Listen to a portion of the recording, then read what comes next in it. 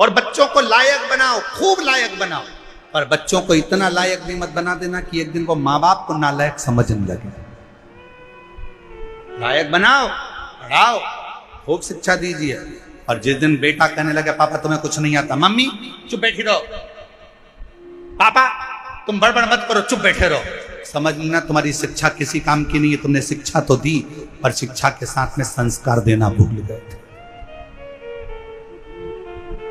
जिस दिन तुम्हारी औलाद, तुम्हारा पुत्र ऑफिस में तुम्हारा रुआब है, नौकरी में तुम्हारा रुआब है, घर जाने के बाद तुम्हारी औलाद तुमसे कहे पापा तुम चुप बैठे रहो, तुम्हें अक्ल नहीं है, मम्मी तुम चुप रहो, तुम्हारे को कुछ नहीं आता है, मम्मी चुप रहो, समझ लेना कि तुमने बच्चों को शिक्षा तो दी पर संस्कारों से जोड़ नहीं पाए।